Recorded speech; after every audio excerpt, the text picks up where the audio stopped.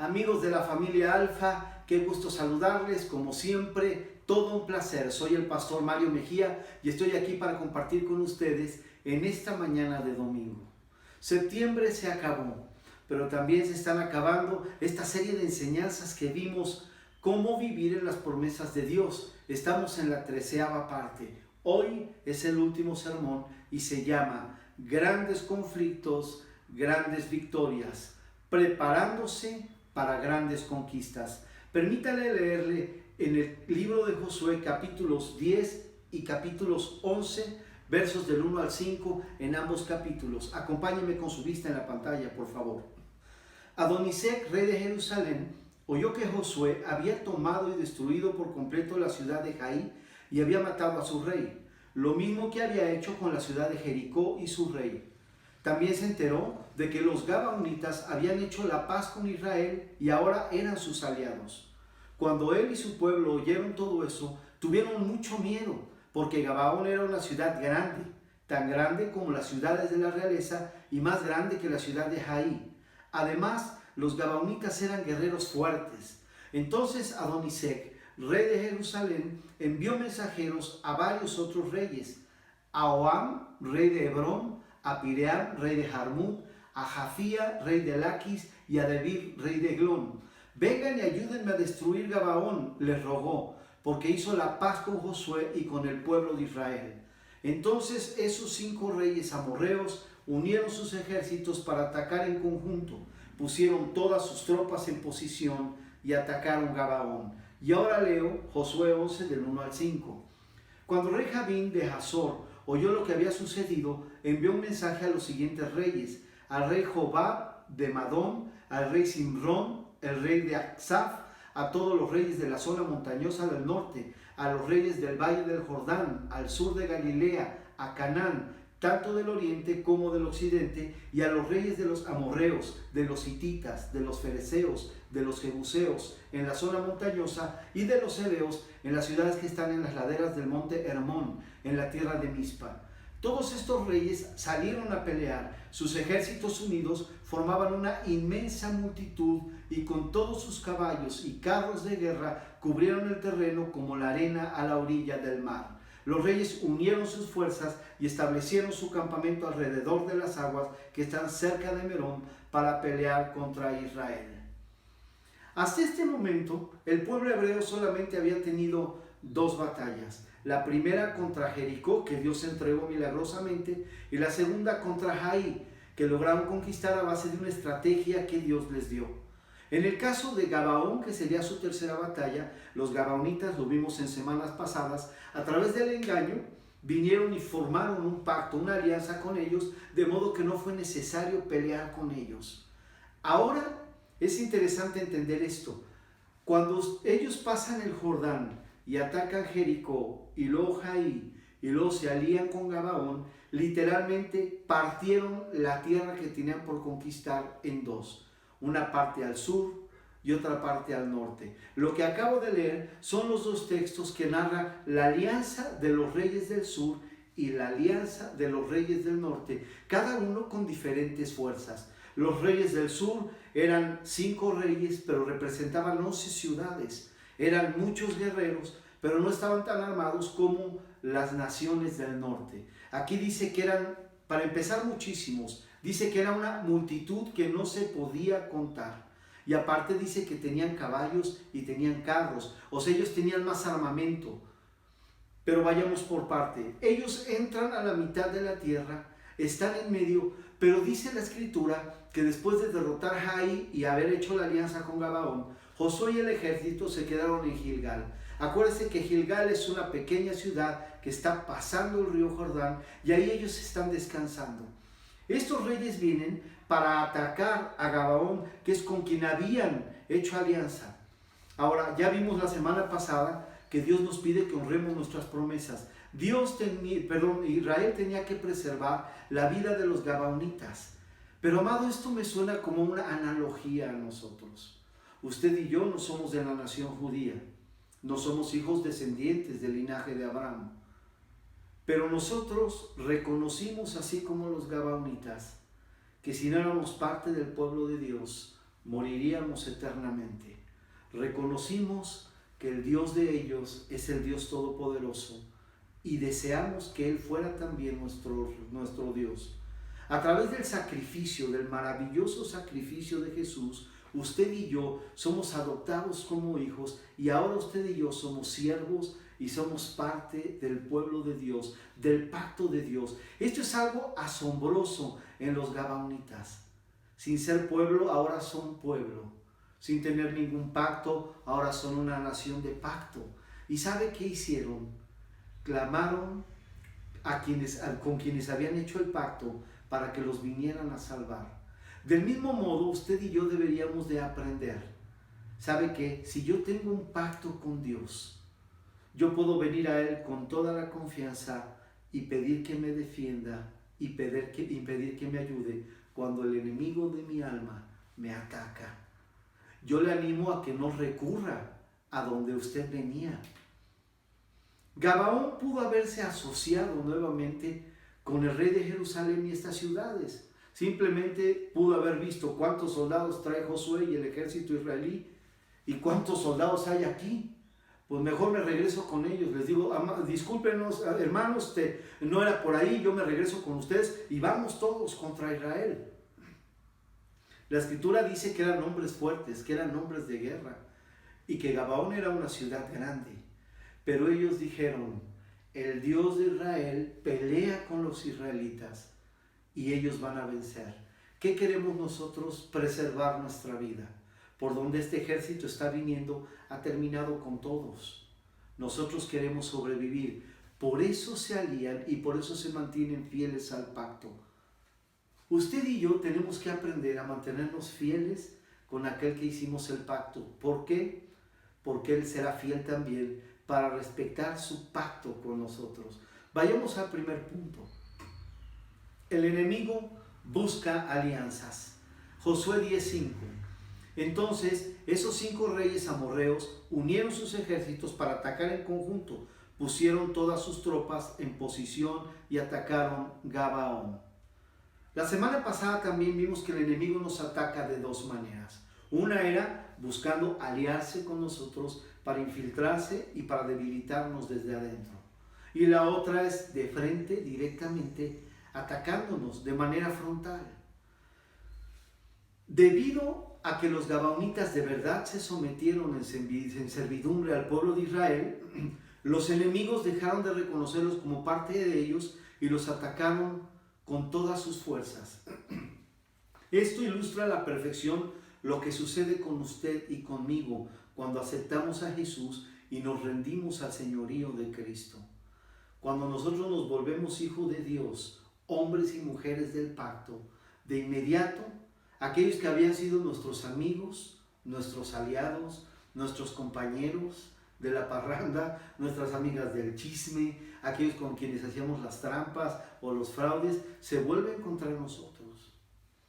Yo he escuchado casos donde un hombre que tenía problema de alcoholismo llegó a casa feliz de la vida porque había aceptado el señorío de Jesús en su vida y había dejado el alcohol, y que su madre le dijera: te prefiero borracho que creyente, te prefiero borracho que hayas cambiado de religión.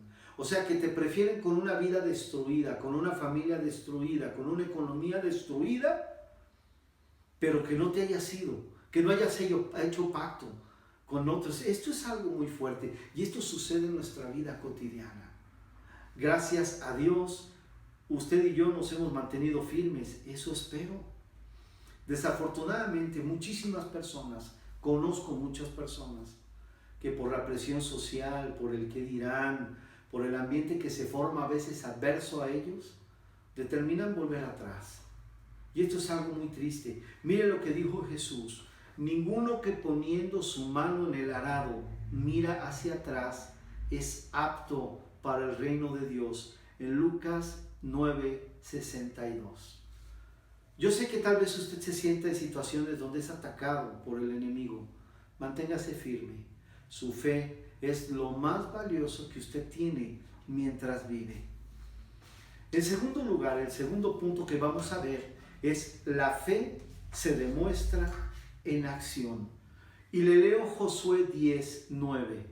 Josué marchó toda la noche desde Gilgal y tomó por sorpresa a los ejércitos amorreos. Una de las cosas que más me sorprende de este ejército israelita es su fortaleza. En cuanto Josué se enteró del peligro que corrían sus nuevos aliados, inició junto con todo su ejército la marcha a Gabaón. La Biblia nos dice que ellos marcharon durante toda la noche, pero necesitaríamos entender un poco la geografía de esta parte del mundo.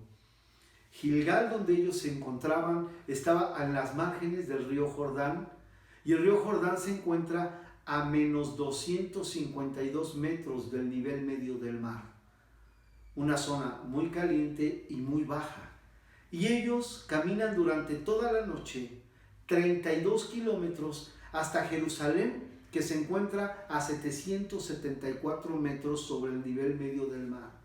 O sea que ellos subieron 1026 metros caminando en una pendiente que nos da más o menos 3.20% de pendiente. O sea, imagínese usted empezar a caminar de subida, de subida, de subida, y 8 horas después encontrarse en ese lugar que está a 32 kilómetros a 1000 metros de altura, de diferencia de donde usted estaba. Ahora, eso no es todo. Dice que en cuanto ellos llegaron hasta la parte de arriba, llegaron a pelear porque sorprendieron a los reyes que los estaban esperando. Ellos están preparando a ver en qué momento atacan Gabaón, y los israelitas cayeron sobre de ellos.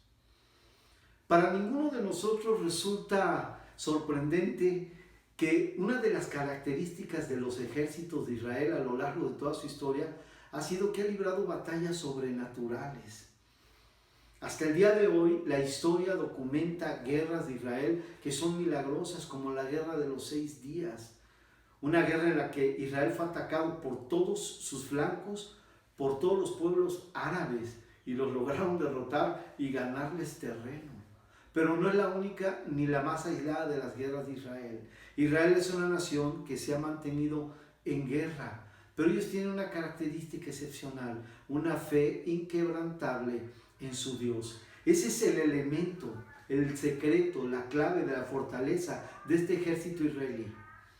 Mi esposa y yo tuvimos la oportunidad de estar en Israel hace algunos años, y nos dejó sorprendidos cuántos jóvenes se enlistan para el ejército de Israel, para las fuerzas armadas, tanto hombres como mujeres.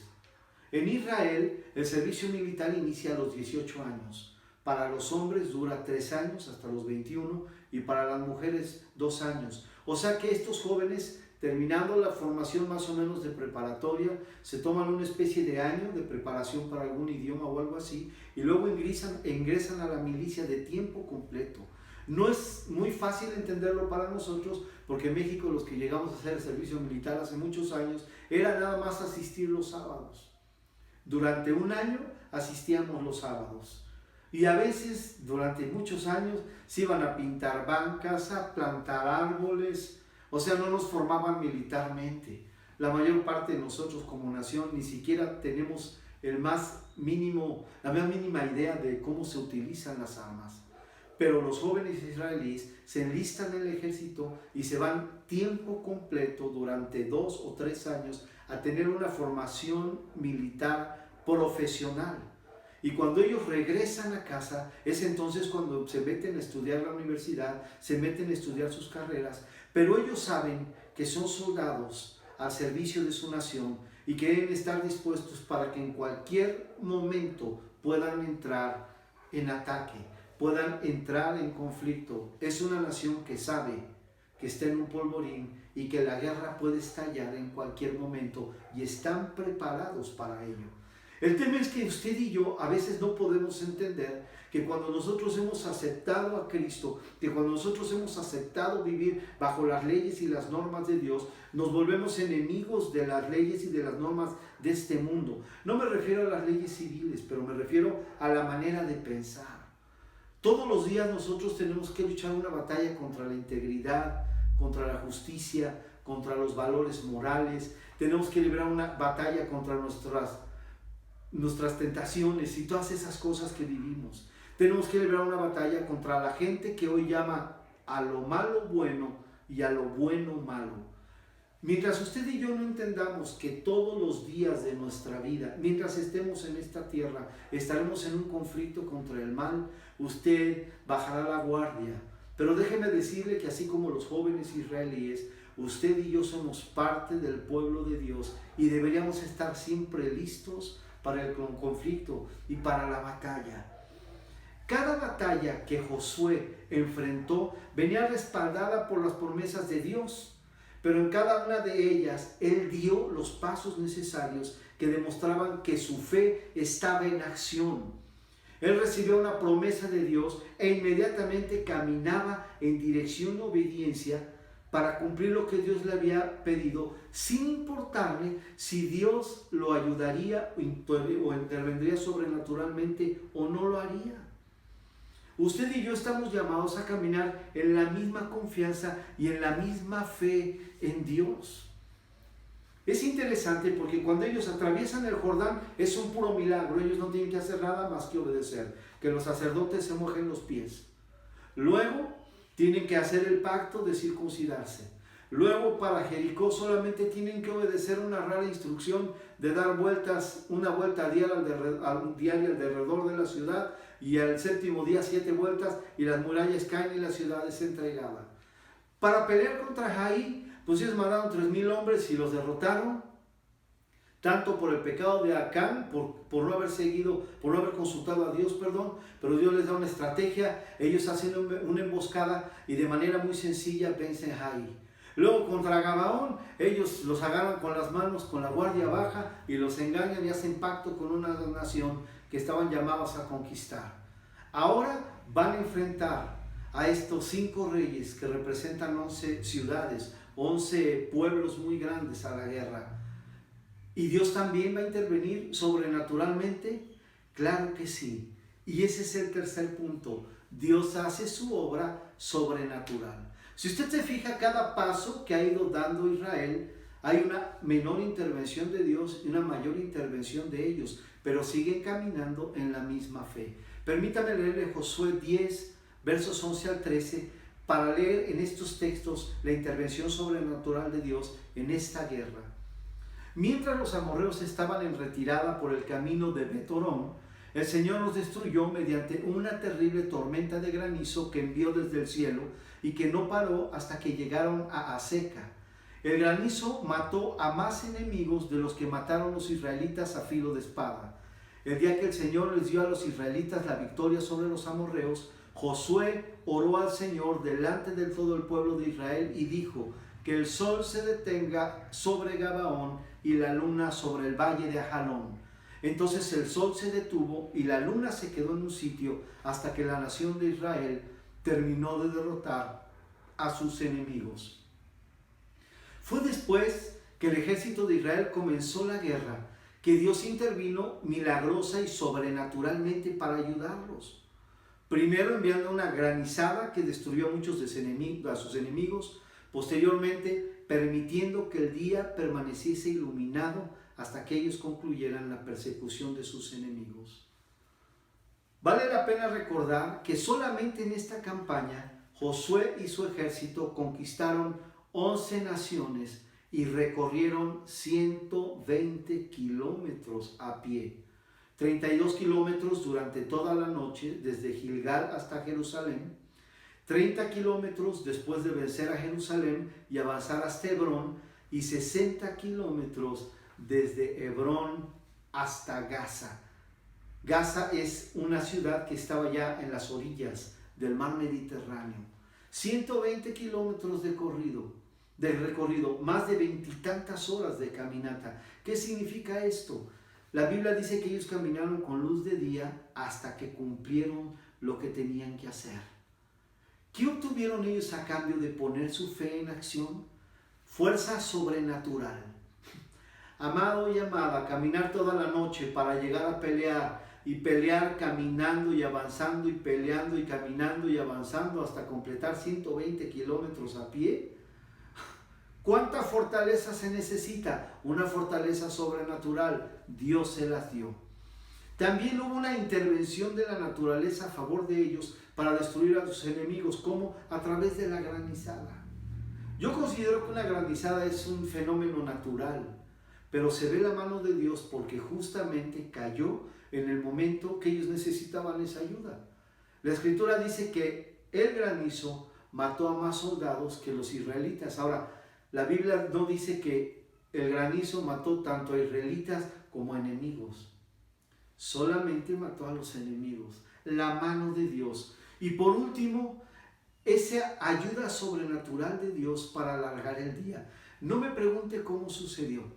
Si se inclinó la tierra, si era la luz de Dios iluminando todo. Lo que sí está claro es que mientras ellos estaban peleando, no se les hizo de noche. No se terminó el día. No faltó luz hasta que ellos cumplieron con su objetivo.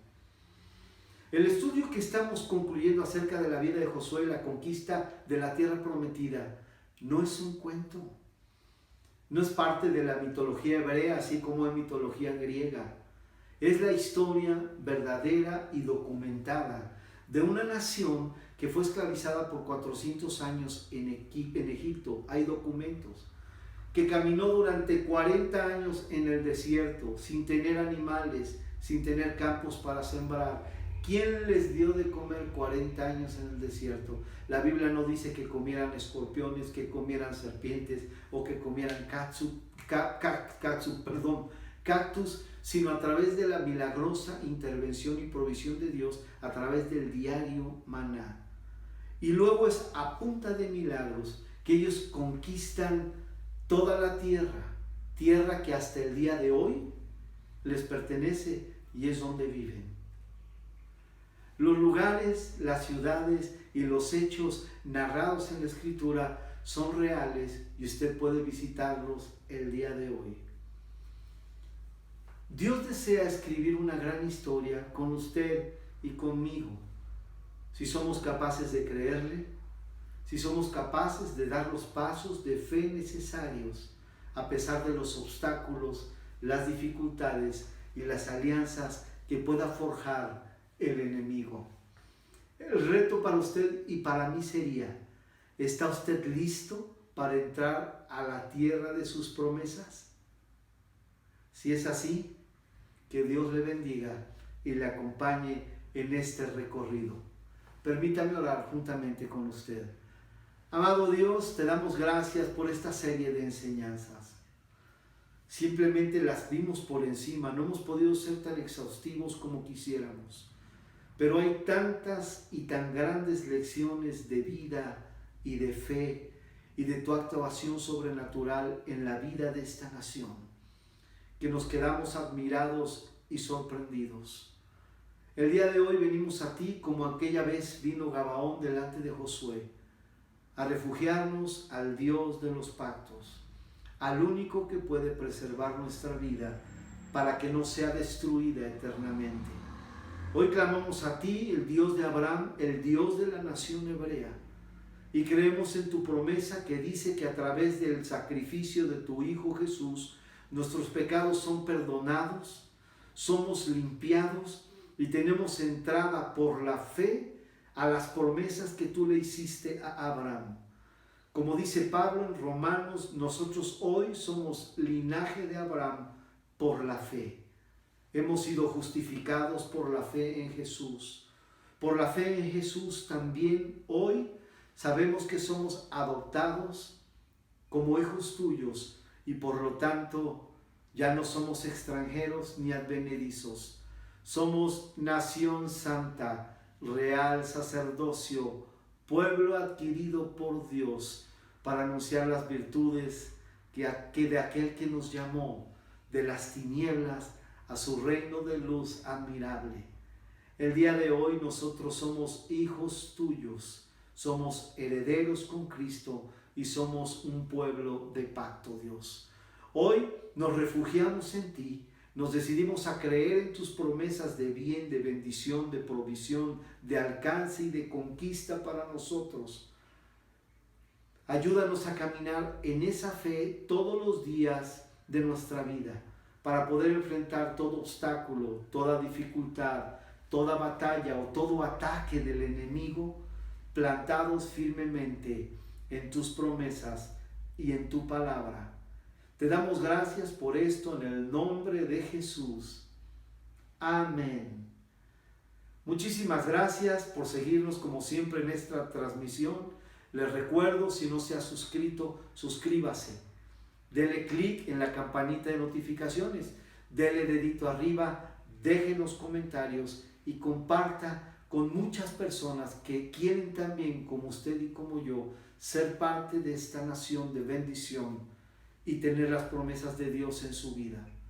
Por último, déjenos un correíto, ahí aparece en pantalla nuestro correo, si tiene necesidad de oración o quiere que compartamos algún tema con ustedes. Muchísimas gracias, yo le deseo un feliz domingo, disfrute con su familia y que Dios le bendiga abundantemente. Nos vemos en la próxima transmisión.